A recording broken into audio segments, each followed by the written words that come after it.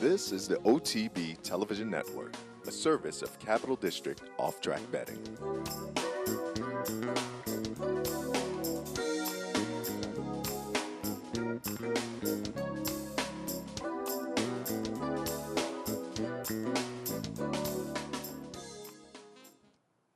Good morning and welcome to Racing Across America on this Wednesday morning. I'm Seth Merrill. Thanks for joining us. Coming up a little later on, gave you a little preview at the end of the Handicappers Report. I'll just reiterate Jeremy Plonk, horseplayernow.com, and Countdown to the Crown. We'll talk some three-year-old races from this past week.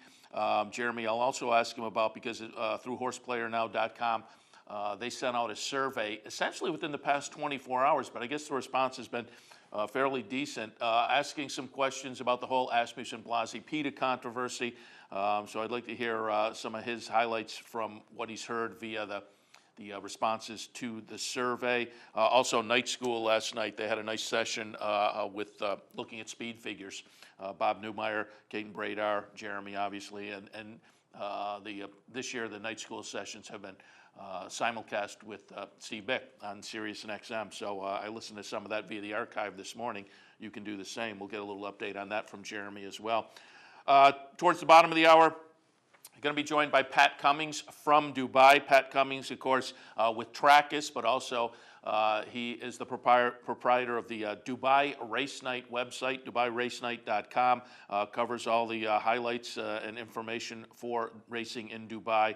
He has up some nice packages of information regarding Dubai racing and the Dubai World Cup night coming up. But again, he's over there. We'll get some firsthand knowledge from him on the upcoming Dubai World Cup coming up this Saturday. And then John Barile from the Tampa Bay Downs Handicapper, TampaBayDownsHandicapper.com. Get some of his thoughts, a couple ideas for Tampa Bay this afternoon. Mentioned it on the Handicappers Report earlier, but Turf Paradise, if you were trying to, and yesterday in the Handicappers Report, I covered Turf Paradise on this show. We had our weekly visit from Michael Chamberlain, so we gave out a lot of information on Turf Paradise yesterday, all for naught. Middle of the afternoon or so, I went to fire up the Turf Paradise simulcast signal to make some wagers, and it was not to be found. And so I had to kind of track down what was what, and Turf Paradise canceled yesterday due to an insurance issue between the jockeys and track management. The jockeys decided not to ride. Now, the coverage in the Daily Racing Forum says that there was a meeting prior to the racing in the afternoon where, according to the track management side, they said they agreed to up the insurance. Currently, the insurance coverage for jockeys is $500,000. Jockeys wanted it up to $1 million. This kind of ties into the really unfortunate incident a couple of weeks ago when Ann Von Rosen, the jockey down at Turf Paradise, who was sitting about 6th in the standings at the time, had a horse collapse after the wire fall on her, and subsequently had some spinal surgery. She has now gone through that initial $500,000, and I think the jockeys all looked at that situation and said, wait a second, other tracks have $1 million worth of coverage. We want our coverage up. Again, according to the Racing Forum article, management said, okay, we're going to up the coverage, and expected racing to be held yesterday afternoon. The jockeys came out of the meeting, and according to quotes from the jockeys, they didn't feel that things had absolutely firmed up as far as the coverage, so they didn't ride. Hopefully things are ironed out by today, because again, it seemed like there was a meeting of the minds. They just didn't absolutely concur on what and when was said for definitive purposes, but you would think they would have that all ironed out by today. But keep your eyes on Turf Paradise and see if they go. That was the situation yesterday, though. It was the jockeys decided not to ride because of an insurance issue, but it looks like all sides came to a meeting of the minds yesterday. Nice little article, Dick Girardi talking about the Laurel meet, and Laurel meet's going to be a little fun on the trainer side. And I love it when these meets come down to the end and either jockeys or trainers are kind of duking it out. The Laurel meet winds up on Saturday, March 29th, so only a few days of Laurel left. We'll talk a little bit about this tomorrow with Dave Rodman, but keep your eyes over on Laurel over the last few days. And typically, I think trainers and jockeys like to have a meet title on their resume, and they tend to, when it's close, they can send out some extra bullets. So you may want to keep your eyes on these guys over the next few days. Claudio Gonzalez, Juan Vasquez, and Kieran McGee, all with 18 wins currently at this Laurel meet. Right behind, however, is Hugh McMahon with 17. Then it's a little bit of a jump down to Mike Trombetta with only 13. So given the few number of days, Trombetta's probably out. But the other four guys, Gonzalez, Vasquez, McGee, and McMahon, with 18 or 17, all in the mix with only a few days left in that Laurel meet. So as I say, it's kind of fun when it comes down to the end of these meets, and you have either jockeys or trainers, duking it out a little bit to see who gets it done, because they can fire. It's a little more important, when you get to Saratoga or maybe Del Mar or Keeneland. I mean, we've seen in years past, a few years ago, wasn't it Linda Rice and Todd Pletcher were coming down to the wire. They were really firing some bullets at the end. It's a little more prominent at the bigger meets, but it still happens here. So over the next few days, we'll have to watch and see what these four guys do as the end of the meet approaches, and they're really neck and neck for the title. Joel Rosario has been named to receive the Bill Hartack Award. Bill Hartack Charitable Foundation. The award honors the memory and lifetime achievement of the late Bill Hartack, one of only two jockeys to win the Kentucky Derby 5 times. The award will be presented April 17th at the Keeneland Sales Pavilion. Joel Rosario named the winner, so that's a nice honor for Rosario. Kentucky Derby Future Pool number 4 will launch this weekend. Early odds have shaken out. Opens tomorrow. And again, keep in mind, as always, that the things have changed up this year, and these pools now close on Saturday. So if you haven't played in the earlier pools and you haven't plugged into that yet, they changed things up this year so that these pools close on Saturday prior to the big 3-year-old races. So you can't sit back and watch the results and then bet on Sunday. You're going a little bit blindly, at least as far as UAE Derby, Louisiana Derby, Florida Derby. You'll be flying a little bit blind. But if you wind up guessing right and getting a winner or a good second place finisher, you'll be paid off with a little more value. The morning line odds are shaking out this way. The field, we're getting a little late in the proceedings here, so the field 8-1 on the morning line. The individual horses that are taking the most action, maybe a little bit surprisingly to me, maybe not, because again, the pundits over the past couple of weeks certainly have hopped on board here, and it was a big effort. But California Chrome, 5-1, the shortest price on the morning line. Right there next to him, Cairo Prince at 6-1. We also have Candy Boy at 12-1, Opportunity at 12-1, Bayern at 17-1, Samrat 15-1, Tapiture 15-1, and I think those are all of the options. Shitu at 10-1, excuse me. I was going to say all of the options under 20-1. Some of the interesting prices, a horse I have in my top 10, Albano, 50-1 out there. Constitution's at 30-1, and that horse runs this weekend, so that's one of those that maybe you take a shot, and if that morning line holds up, this horse runs well on the weekend, you might wind up with a really interesting ticket. Similar situation, General A-Rod at 30-1. Intense Holiday at 20-1. That becomes a little light for me, but of course he'll be back this weekend. Midnight Hawk at 20-1. Ring Weekend, if you're a fan of the West Point runner, 50-1 on Ring Weekend. Strong Mandate is 21. Social Inclusion at 20-1. Those are your morning line odds. Again, betting opens up tomorrow. We'll go through Saturday, just prior to post time of either the Florida Derby or the Louisiana Derby or the UAE Derby. The UAE Derby, maybe I'm kind of, now that I say that, because I think the UAE Derby will go off fairly early, and I'm just wondering, I'm just taking a quick look here to see if they do note, if there will be an exception for that. The pool opens Thursday at noon and closes Saturday at 6. Both the Florida Derby and Louisiana Derby are scheduled to be run Saturday after the pool closes. So it looks like there's maybe an exception for the UAE Derby, but the pool is scheduled to close at 6 on Saturday. Open tomorrow, close at 6. We'll certainly talk about that a little more over the next couple of days, and certainly next week as things do firm up when the pool closes. Be very interested to see the last pool, how it does shake out. And again, this weekend, there are 3 prep races that kick off the 100-point Derby prep points races.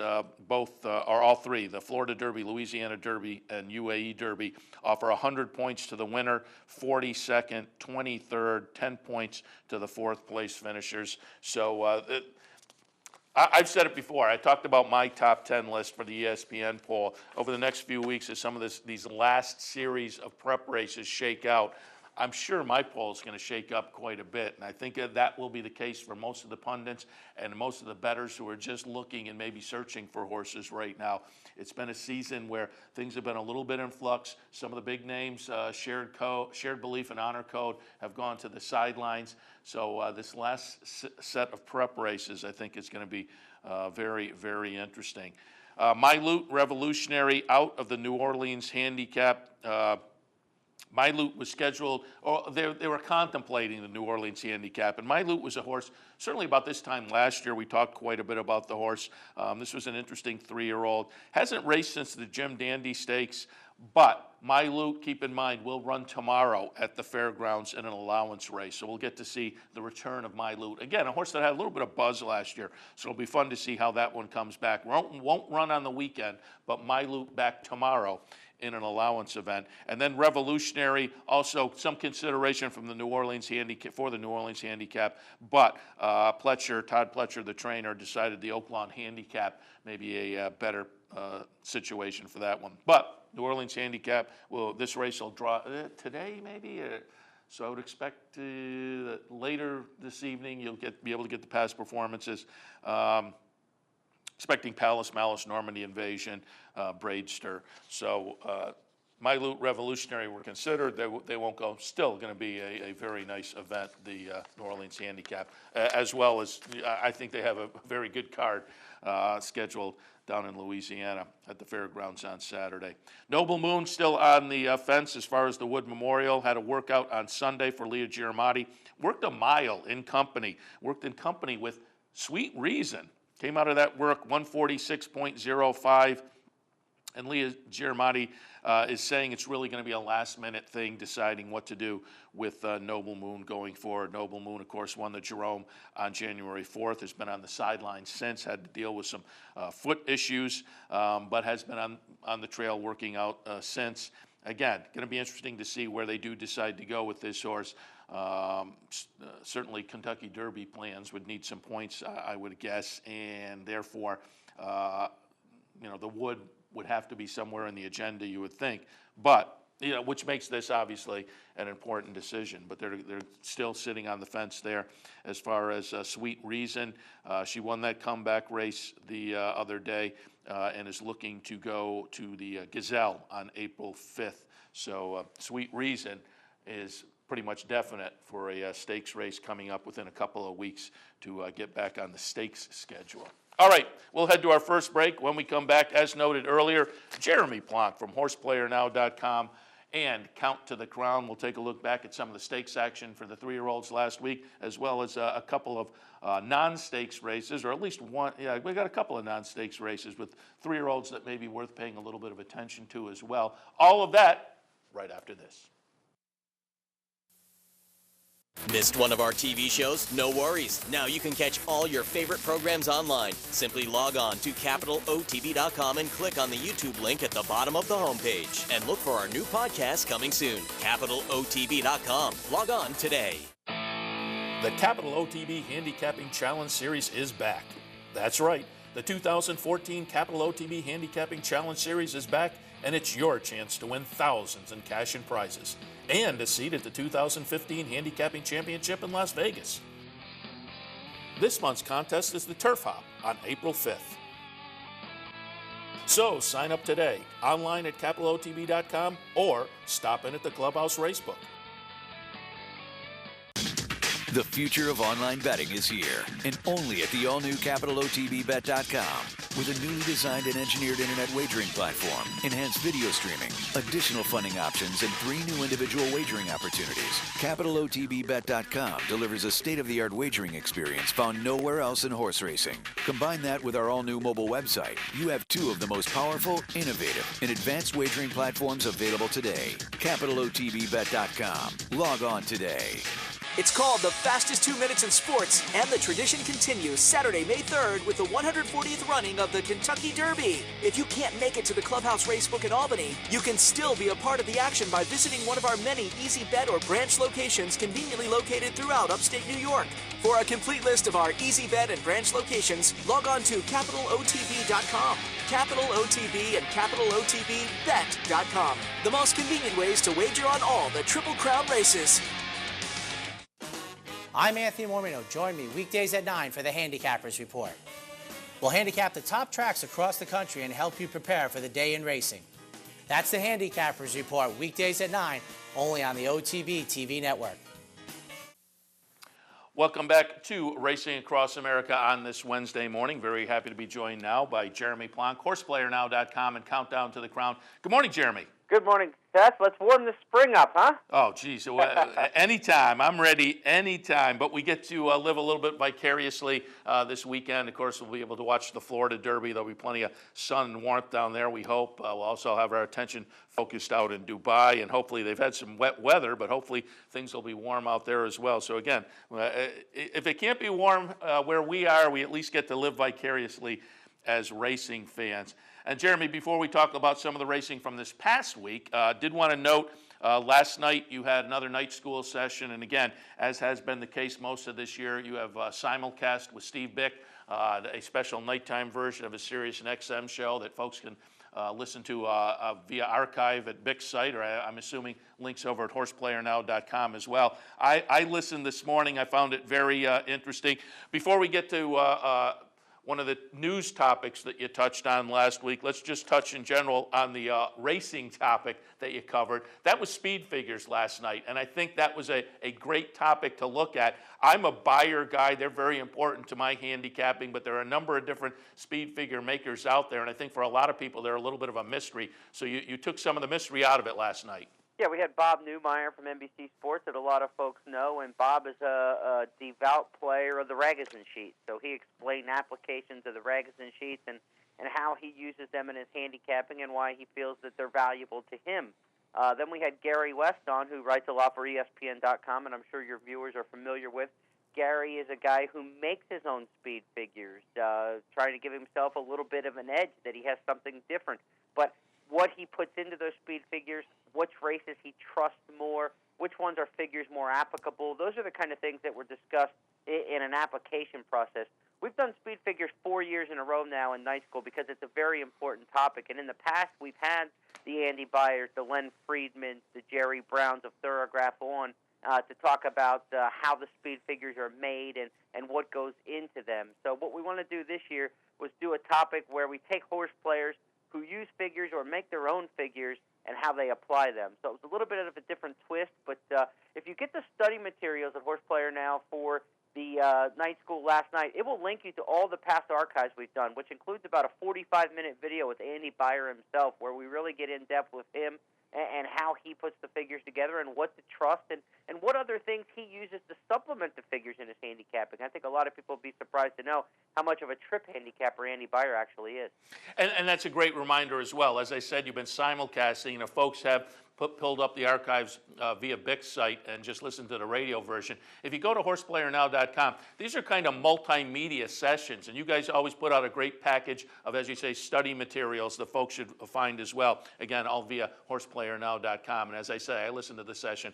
Very interesting. I played for a long time, but I always learn something new when I log on to night school. But before we go on and touch on the stakes action, or the racing action from this past week, because some of them aren't stakes, but top of the night school session last night, you, Bick, and Kate and Bradar had a very nice discussion talking about what clearly has been the buzz of the industry for, well, the better part of a week now, coming out late on Wednesday into Thursday. The New York Times piece, the PETA expose, I expounded. I'm just disappointed at, kind of the industry response and some of the things we've heard, and I just don't think the industry has any mainstream media friends or any pushback with the racing media as well. I just feel like we haven't been treated fairly, and there's nobody to step up and really push back. And so the New York Times and Joe Drape and PETA, just with kind of impunity, toss a bomb out there. And Drape just kind of regurgitates carte blanche what the PETA folks handed to him with no balance or fairness to it. I think there were all kinds of integrity issues, and now that it seems to have come out that there wasn't a relationship between Blasey and this quote-unquote investigator, to me, that raises all kinds of journalistic questions. And yeah, you can say, well, PETA's not a journalistic outfit. Okay, well, the New York Times is, and it's on them. And if there was a relationship, that certainly should have been included in that article. I think that ethically and from an integrity standpoint, there are all kinds of questions. And I wish there was a little investigation and revelation on the part of the racing industry or just the mainstream sports industry to take a closer look at that angle from us. But again, you guys had a great discussion.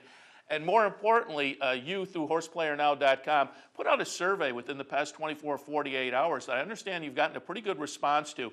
Give us a little some of your thoughts on the issue itself, but more importantly, what was some of the response you got via the survey that you found interesting? Well, we had 800 horse players or fans in some shape or form, and their involvement in the industry take the survey in 24 hours. So if you listen to the archive, it'll say 752. We actually had more come on before we closed the poll then, but that was with the report we ran right before we went on the air. So we had about another 50 add-on later on. So about 800 responses, which I think is a fairly solid, survey sample size for this amount of time. And there were 10 different questions in the survey, and it went from, what were your feelings and what did you feel when you watched the video, to culpability, to who you think might be best able to police some of this stuff in the industry on a national level, and consumer confidence questions. To me, that was what our real goal was to see. When you see a story like this, as a consumer of the racing product, i.e. a bettor, how does it make you react? Does it change your wagering habits? Does it make you less confident? No reaction? If things were cleaned up more and that sort of deal like that, would you bet more? And I thought we got some very interesting responses. In one of the questions I want to touch on, we asked, if there were no medications in horse racing, how would you react as a consumer? And 30% of the respondents said they would bet more on horse racing if there were no medications. 62% said they would bet the same amount. So that's 92% of the folks say they would bet the same or more if there were no medications in racing. I know there's talk from the industry that some folks will say, there'll be complete chaos, horses will bleed through Lasix, bettors won't want to bet it.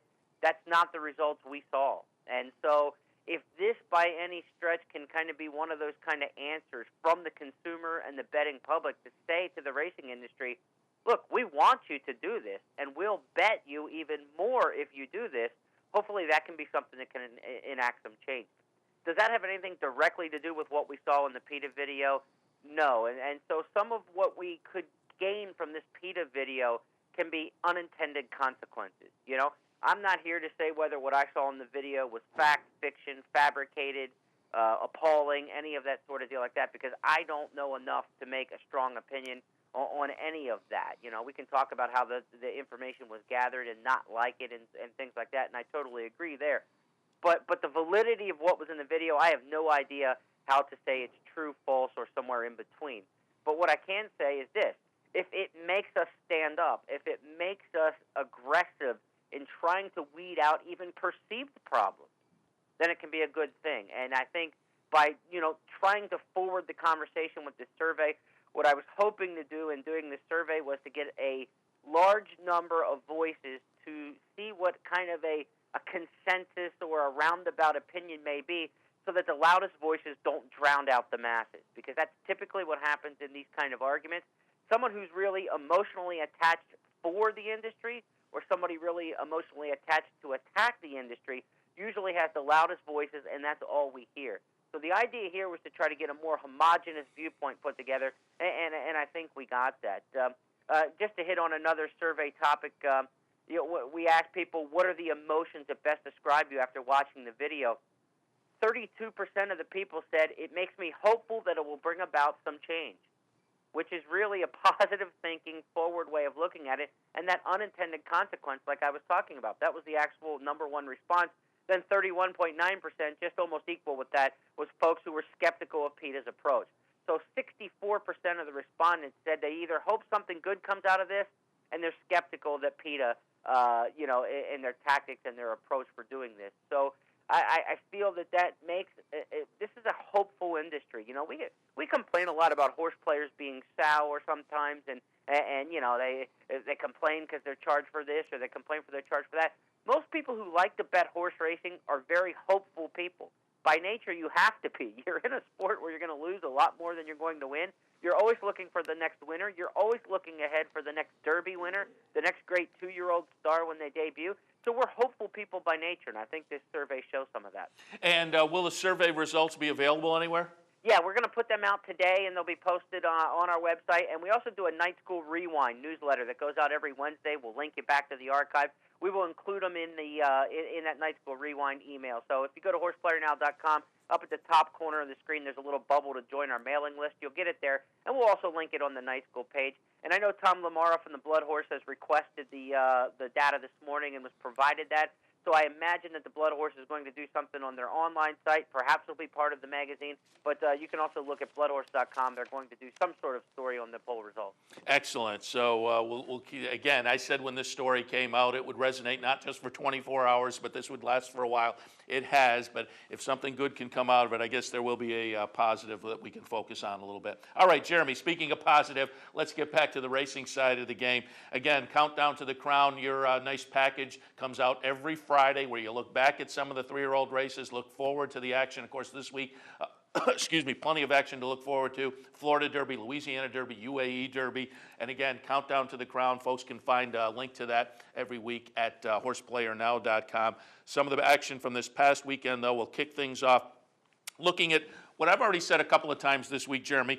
Probably a race to me that is not one that I'm going to think has a real function on the upcoming Kentucky Derby. That's the Spiral from Saturday. Mile and an eighth on the synthetic racetrack. It will be one in ding-dong fashion. Tip my cap to Pletcher, Kenneth Sarah Ramsey, John Velasquez. We Miss Artie gets up here in a really fun race. Just gets up by a nose over Harry's Holiday. Harry's Holiday subsequently was supplemented to the Triple Crown, so expect him to go as well. Coastline runs third for Mark Casse. And again, I tip my cap to Wee Miss Artie, but if you look on those past performances and see the prior efforts on dirt, I can't get really excited about this horse as a Kentucky Derby prospect.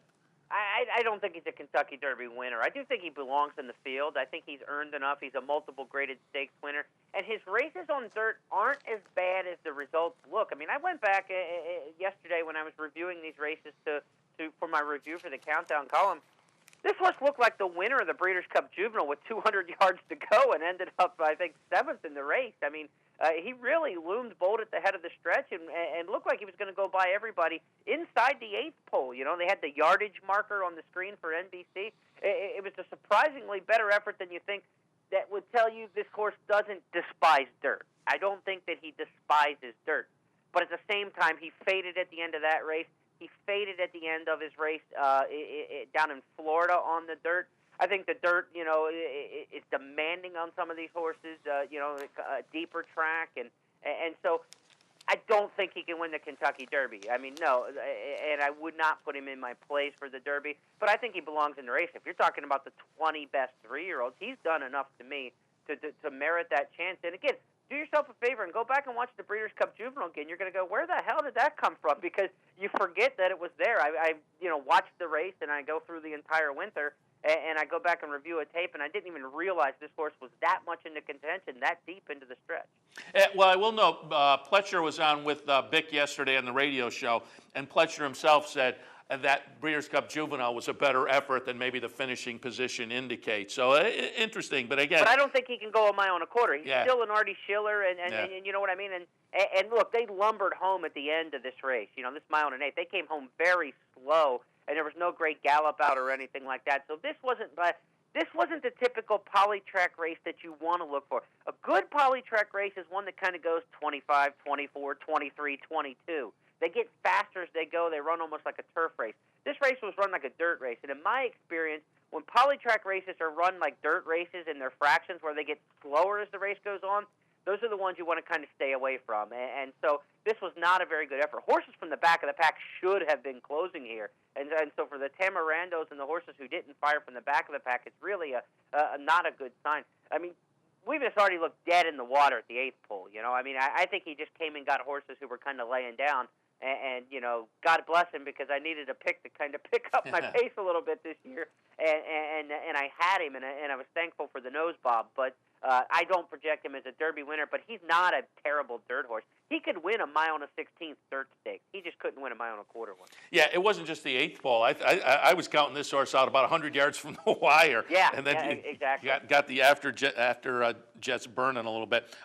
Let's look out now in a race that, for me, I think is a little more interesting as far as projecting forward to the Kentucky Derby. That was Sunday at Sunland, the Grade 3 Sunland Derby, $800,000. Again, a 50-point Kentucky Derby race. And I'll tell you, Jeremy, coming around the turn, I thought Midnight Hawk had finally maybe gotten the head screwed on right, and Midnight Hawk was going to go right by them all. But she, too, who will be the number 9 horse on our replay here, winds up kind of digging in and then running away from these horses a little bit in the stretch. So I'm an ESPN Derby poll voter. You're a Courier Journal Derby poll voter as well. And she, too, for me, bounced onto my list off of this effort.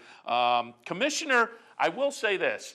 Commissioner, and I haven't done it yet, I got to go back and watch the head-on, because on the replay we're watching right now, the pan shot, you don't get to see this, what has to be kind of a monster move from Commissioner. And if I heard it right, again, Pletcher was on the radio yesterday. I think he said the horse lost a shoe early in this race. They think Commissioner is a mile and a quarter race, and they'll see how the horse comes out of this event this weekend and potentially go to the Arkansas Derby. So again, I got to take another look at the head-on shot and really get a better take on Commissioner and what he did. But again, Cheetu coming out of this race, for me, is a little bit interesting now going forward to the Kentucky Derby. He ran that good race against Candy Boy and the West Coast horses, hung in tough, showed again that he's a tough horse here, battled back on the rail. He is big and imposing. I mean, he is going to be physically as strong and robust as any horse in the Kentucky Derby field. I mean, he's really built. And so this horse doesn't have a lot on the resume, but he's got the body to handle the Kentucky Derby, and that will help some, Little horses can win the Derby when they get the right trip, but, horses are going to get banged around in the Kentucky Derby, and you've got to have a little bit of mettle about you, and he does. So that's a good sign. He's behind the 8 ball in forest development and things like that. He hasn't run a whole lot. The bottom of his pedigree should get him plenty of distance. The top of the pedigree is a little questionable, obviously. The Henny Hughes in there of getting a long route. But he's a good prospect. He's every bit the equal, I think, of Governor Charlie, if not better, who won the Sunland Derby last year. Baffert did not go on to the Kentucky Derby with Governor Charlie last year, but I'm sure he will with this horse. And he seems to be a better equipped horse for the potential run at the Derby. Governor Charlie, I believe, did end up in the Preakness, but and she too would be a horse who may be a good one for the Preakness as well, being a little bit late developer, maybe a little tiny bit short on pedigree, but he's got some brilliance about him, and he's pretty tough too. So that's a nice prospect there. I think he's a pretty good horse. Midnight Hawk is just these horses were tired at the end of the Sunland Derby. I don't care what the clock says. I know they ran 147, almost 148 flat, a very fast time. That track is fast. But you physically look at those two horses, and they were laboring late. They were tired, no doubt about it. Midnight Hawk just can't run that far, and I just hope they don't run him in the Kentucky Derby. He is a horse who is he's not made for that trip, and he's a horse who needs to go find some good mile and a 16th, mile and an 8th derbies around the country, make a lot of money, and look at being a horse who's a good miler, maybe look for the Breeders' Cup Dirt Mile later in the year. Talented horse, but I think the wrong horse for the Derby. Shitu definitely a better Derby prospect of those two. Commissioner, I did not hear the interview with Pletcher, but I've actually written some of the review of that race for Friday's column, and I put the exact same thing in, so I don't know if that's great minds thinking alike or just something that was predictable, but I really thought this horse would wheel back in a couple weeks in the Arkansas Derby, take that Palace Malice kind of approach that they did last year. If you remember, he didn't quite run the race they thought he was going to run in the Louisiana Derby, and they brought him back quickly into the Bluegrass, and ran well there. Pletcher's got other horses for the Bluegrass and doesn't really have anything earmarked for the Arkansas Derby. Windstar and Elliott Walden have had success out in the Arkansas Derby in the past, so sending Commissioner to Oaklawn makes a lot of sense. And my gut feeling is Opportunity will not be in the Arkansas Derby. I think Baffert's going to keep him home for the Santa Anita Derby. His quotes in recent weeks talking about he's already traveled twice and such, and Opportunity doesn't need points. He can run third or fourth in the Santa Anita Derby and get what he needs out of it. I think he'll stay out there. So that makes the Arkansas Derby field perhaps a little softer and gives a horse like Commissioner a better shot of getting in and qualifying. He is a 1.25 mile horse. He runs one gear all the way around. If you put Trackus on that horse, he's going to run the same quarter every split of the way. And while it looked like he was making a monster move in that race at Sunland, I think he was just throwing out his 24s again, like this horse is apt to do. And the other horses were running 26s and 26 and change quarters at the end, and therefore that's why you kind of saw what you saw in him closing the gap there. He is a good horse. Commissioner is a horse like Drosselmeyer, who can win a Belmont Stakes. He's not very brilliant. He's going to have to win a fall-apart kind of Kentucky Derby like a Giacomo because he is one-geared and one-paced. But those kind of horses win big races on the trail. I don't think he's the 7th or 8th best 3-year-old in the country as I've had him ranked. I think I've had him overrated. But I do think he's a horse who deserves to be in that mix. And based on race shape and pace and how a race may set up, he could be a long shot play for somebody in one of these Triple Crown races if he gets in. Yeah, and as I said, I agree. Between the two races, Spiral and Sunland Derby, this one, to me, the Sunland Derby was the one that has a little more Kentucky Derby potential, so we'll see how that shakes out. Jeremy, got about a minute left, but I did want to touch on a couple other races of interest. And first up, we'll go Saturday, a maiden special at Aqueduct. And we bring this up because we're going to watch the number 3 Tiger Tank get it done pretty easily as the 35-cent to $1 favorite. And we show this because this is start number 2 for Tiger Tank for trainer Tony Dutrow. Notable because start number 1 was 7 lengths behind, running second to Social Inclusion. So you get a little bit of a barometer to the talented Social Inclusion watching Tiger Tank win on Saturday, again, in his second career start. When you only have 2 starts on paper to go off of with Social Inclusion and you're trying to figure out how good he is, these are the kind of things you want to see. You want to see his competition come back and run well. It doesn't definitively tell us anything, but it does make you feel a little bit better about him. Now he's got the big test next week in the Wood Memorial, and we'll see how he does on the class rise and the distance extension and running over a different track than he's been on. And next up, we'll go to Monday. I was in here doing the handicappers report, and my assignment was Parks. And I said the 8th race of the day for a Monday was going to be a lot of fun to watch because we were going to get to see start number 3 from Favorite Tale for Guadalupe Preciado. Couple of starts so far in the career with 2 nice wins. This is a horse to me that has a stakes coming up on the resume sooner rather than later.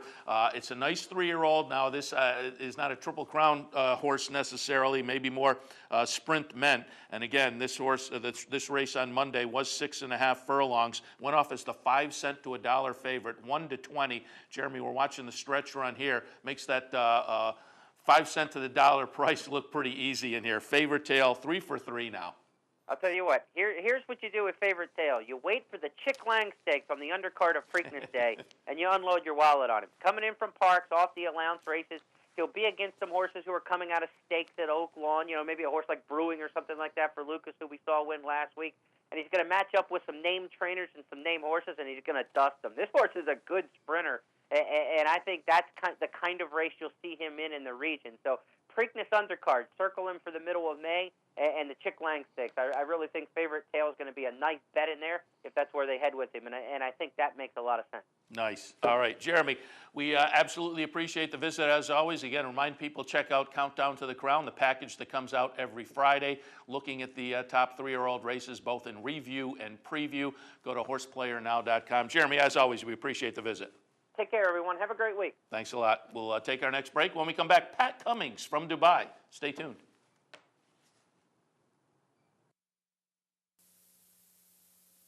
The future of online betting is here, and only at the all-new CapitalOTBBet.com. CapitalOTBBet.com delivers a state-of-the-art wagering experience found nowhere else in horse racing. CapitalOTBBet.com. Log on today. Fascinated by the world of horse racing? Interested in honing your handicapping skills? Class is in session. Night School, Monday nights. easy to access online. It's free, interactive, and informative for the casual and serious race fan. Horse Player Now Buzz. Live horses to watch emailed to you daily. Our eyes, your prize. Night School in the Buzz. Visit horseplayernow.com for details. Each morning on the OTB TV network, you get the very best in horse racing programming. Weekdays begin with the Handicappers Report, where professional handicappers share their selections and analysis of the day's racing. Followed by Racing Across America, a daily conversation with racing personalities from around the country. Saturdays include Down the Stretch, where Mark Casano speaks with the biggest names in racing. And Sunday mornings, it's Loose on the Lead, where Steve Bick and I offer news and a unique lineup of weekly guests. All here on the OTB TV network. Funding your Capital OTB bet account is as easy as 1, 2, 3. 1. Easy Money. Clearly the fastest and easiest method of depositing funds into your account. Make deposits or withdrawals in just minutes. 2. Green Dot Money Pack. Gives you instant access to your funds. Green Dot Money Packs are available at thousands of retailers nationwide. And 3. MasterCard Visa. Simply click on the link from the funding page, enter your account information, and fund your account. CapitalOTBBet.com. Log on today. It's called the fastest 2 minutes in sports, and the tradition continues Saturday, May 3rd with the 140th running of the Kentucky Derby. And there's only one place to watch it, the Clubhouse Racebook. To be a part of the excitement, reserve your seat today by calling 446-4010. Welcome back to Racing Across America, and maybe this morning we should be calling it Racing Across the Globe, because we're reaching out and touching Pat Cummings in Dubai this morning. Good morning, Pat. Good morning, Seth. Happy to have you on board. And Pat, before we go any further, there was some news within the past 24 hours or so. Meydan got hit by a little rain. What's the weather situation shaking out? Yeah, it could be some more rain tomorrow as well, and maybe even some into Friday. They've moved the Breakfast with the Stars bash tomorrow inside. It's the most rain they've had here in years this season. And as a driver told me today, he's been here 9 years and never remembers one day where there was such prolonged rain throughout the day as there was today. I was out last night at a function till about 1 and then went out to see Ron the Greek at, I tell no lies here, 3:45 this morning. And it basically was raining from at least midnight last night through most of the day today. A lot of flooding on local roads, but you know what? It'll be good. It'll make the courses, I think, probably play very fair and just right. So I don't see this problem. All right, so we'll keep our eyes on that as things play out. And again, Jockey Club Tour on Fox will be covering the Dubai races. We had Andy Serling on Monday. According to him, UAE Derby maybe on tape delay, Shima Classic, and the World Cup live. I believe Simon Bray is over there as well. And the races have been drawn. Pat Cummings, our guest this morning, is the Morning Line odds maker. We'll get an exclusive here on Capital OTB TV. We'll get the Morning Line odds on the World Cup. And Pat, as we talk, the other day with Andy, I showed the Epsom Derby win by Ruler of the World. I think he's a really interesting horse just because, you know, the connections, Epsom Derby winner, Aidan O'Brien. But while we talk, we're going to watch that Maktoum Challenge race. We're going to see Prince Bishop win over African Story. I think Prince Bishop on the current form and having won over the track, also going to be very tough. So it's an interesting field. You mentioned Ron the Greek, who there isn't a really U.S. Rooting interest necessarily in the World Cup itself, but maybe through Ron the Greek, now owned by Saudi connections, we'll have a little bit of U.S. rooting interest. Break it down for us. Give us some of your thoughts in the Morning Line on the World Cup. Yeah, so made Ruler of the World 9-2 favorite. I had to. I thought Ron the Greek was going to be the favorite, but then he drew the dreaded 16 post. Horses drawn 13 through 16 in two turn to Peter races over the last 2 years, say that 22 times, are winless. They're 0 from 75.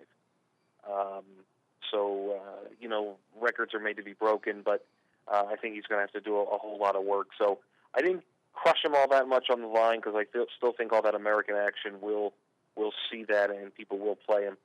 So I've made Ron the Greek 5-1 second choice. Third choice is number 8 Military Attack, real champion from Hong Kong, who has really been a bit of a talking horse. And then a pair of horses a trio of horses at 10-1.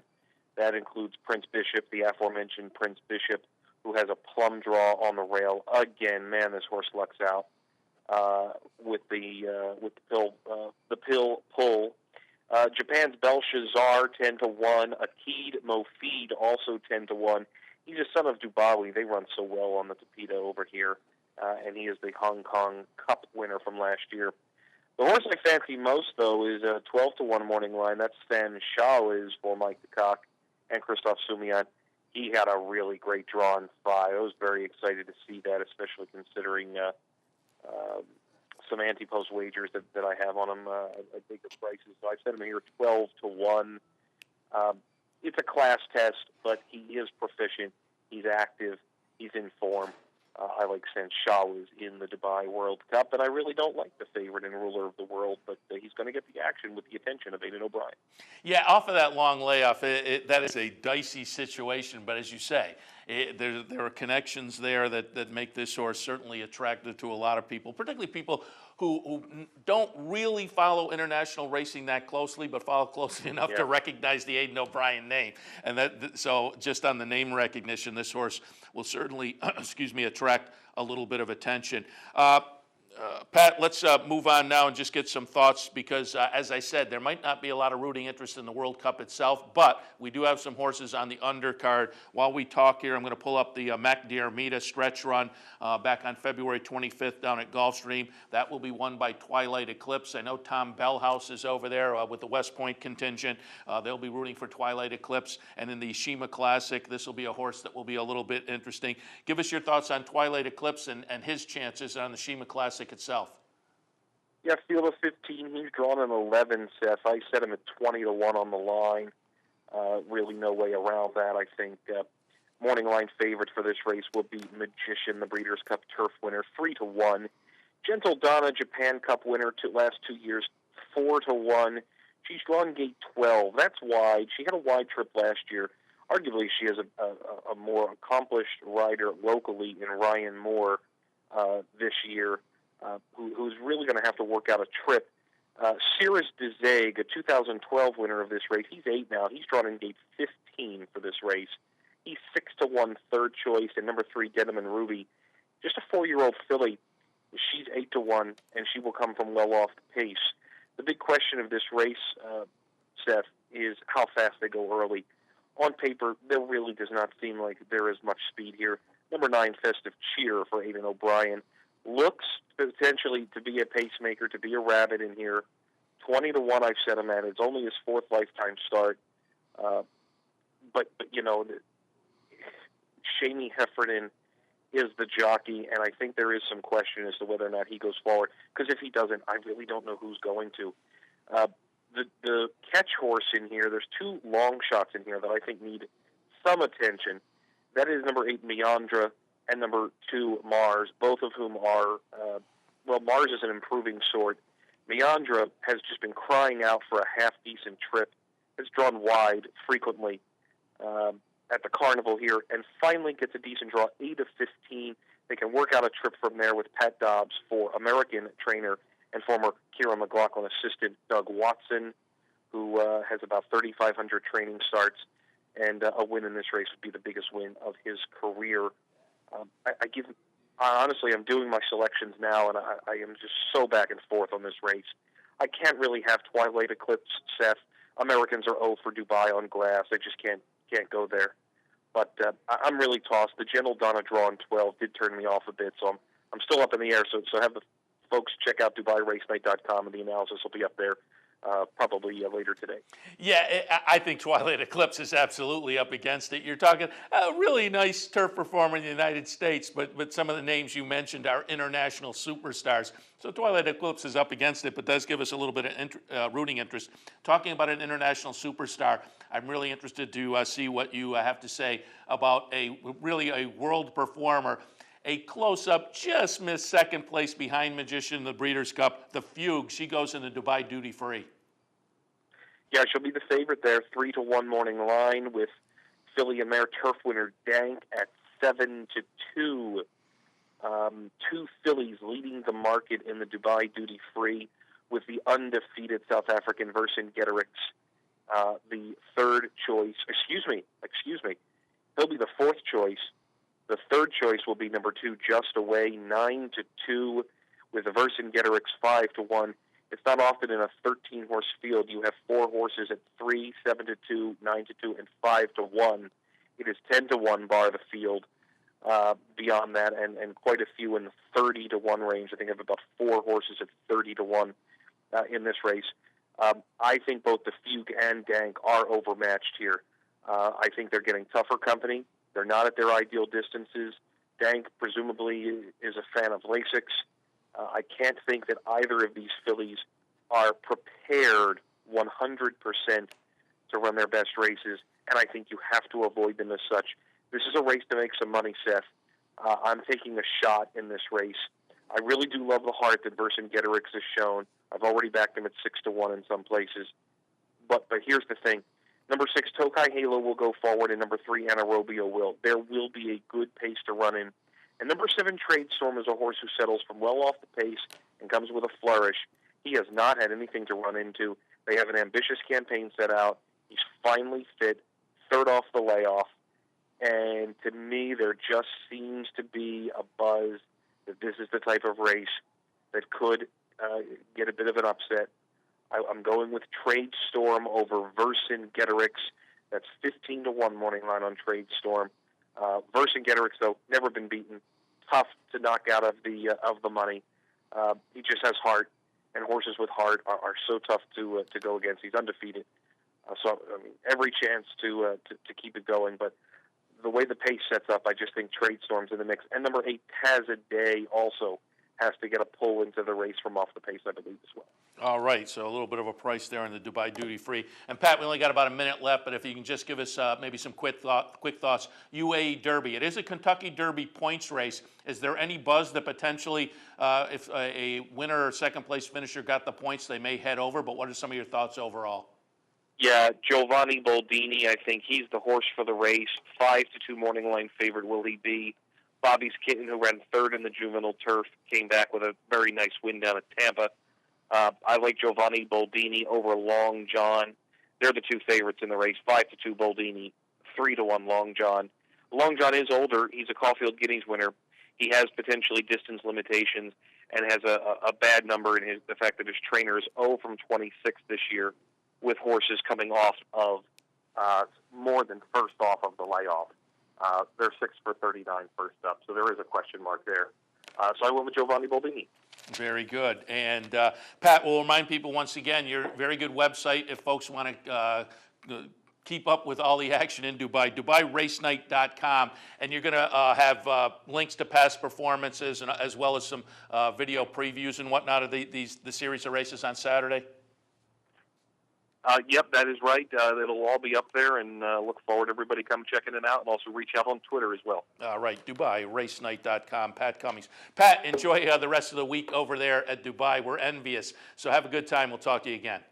Thanks, guys. Appreciate it. Bye-bye. All right, Pat Cummings, again, from DubaiRaceNight.com. I believe now on the line. I'm not sure. Don't have it verified yet. But, yeah, we do have the Tampa Bay Downs Handicapper.com. John Burrell is joining us now. Good morning, John. Morning. Happy to have you on board. John, we got about 3 or 4 minutes left, so I thought I'd reach out to you. Tampa Bay, obviously there's some Tampa Bay action this afternoon, so I thought maybe we'd get a couple or 3 opinions from you for this afternoon. I know via the Tampa Bay Downs Handicapper website last week. Should have had you on last Wednesday. You put together a pretty nice card. We'll see if we can do something similar this afternoon for us. What are you looking at today? What do you want to look at first? Well, if we're a little bit short on time, I think we should go to the feature first. That'd be the 7th race. Starter allowance at the 25 level for 4-year-olds and up, going a mile on the turf. I'm all over this Charming Clyde, my Charming Clyde. You know, you say, how good is this horse? If you look at his record, he finished up close to the Pelican Stakes winner, Palace Barista, on January 3rd. Then he comes back and he beats Rock Alex in his next start. And that one came right back and won in optional 32, his next start. And you say, well, can he go on the grass? it's been a while, but he beat Joyce Keelty's Turf Monster Hold On Smokey last time they met. That horse won 9 races and was 22 of 23 in the money since August 2010. And Smokey, the only time he was out of the money was in the Turf Dash Stakes a couple of weeks ago, and he checked sharply in the turn and lost all chance. It came back, right back to win an optional claim of 40 on the 15th. So I think that My Charming Clyde is the best value play today. Ward won 4 of 9 with this angle at the last 3 meetings. And I don't think that this horse would find a restricted race like this one where most of the field is looking for protection on their way up the ladder. We'll key him with confidence. But I would like to add that the real takeaway from that last race was not so much Clyde, but this Bold Distinction, who won at 37-1. This 4-year-old with distinction gelding has moved through his conditions nicely, skipped the N3L altogether, and then he dueled with Clyde in the late stages for the big upset. So I would keep a close eye on Bold Distinction. I think that horse has a real good future. All right, we'll put that one in the stable mail and watch. And My Charming Clyde, number 9, 8-1 on the morning line. A little value there in race number 7 at Tampa. You got one more for us? Yeah, let's talk about the 5th race. 5th race today, maiden claimer. It's the 16 level. Again, they're on the grass at 1 mile and a 16th. And the 4 and the 5, you know, this is rock bottom maidens. Anything could happen, but the 4 and 5 come out of the same race. And we give the nod to Dream Hunter, not because he's any better than Bradley's piece, but Bradley is 1 for 21 with this angle and is 1 for 36 on the grass at the meeting. So we'll give it to Dream Hunter. But what caught my eye was Ness's piece. When Ness is well intended, he usually has a sharp 5-furlong gate work. He's got it shown on this one. He wins 50% with layoffs at 4 to 8 months. And he only tried the angle once at the meeting. That was with Kitty City on January 4th. Kitty City won easily, and it's three-peated since that race. So we're looking for a 5-8 exacta box, and I think it's going to be a pretty good day. Nice, nice. We like that. And again, John, we'll remind folks that your website is the Tampa Bay Downs Handicapper.com. And as the name indicates, you're a guy who specializes on the Tampa Bay season, correct? That's my only track, one season, 6-month vacation. I like that. Very good. Make a little money in that 6 months you work, and then you got 6 months off, and it all works out well. John, as always, we appreciate the visit. We'll catch up to you again. All right, good luck. Thanks a lot. John Baril from the Tampa Bay Downs Handicapper.com. A little earlier, Pat Cummings from DubaiRaceNight.com. Kick things off with Jeremy Plonk from HorsePlayerNow.com. A lot of the .com trio this morning, but some good conversation both nationally and internationally today, as it is a big weekend coming up all around the world. All right, that'll wrap things up for Racing Across America for this Wednesday morning. Again, we're here every Monday through Friday from 10 until 11 a.m. A little earlier, Anthony Mormino and I on the Handicappers Report, we took a look at both the Florida tracks, Tampa and Gulfstream. Hopefully we handed out some good information. So enjoy the races this afternoon. Let's all cash a few tickets, and we'll meet back here again tomorrow morning. See you then.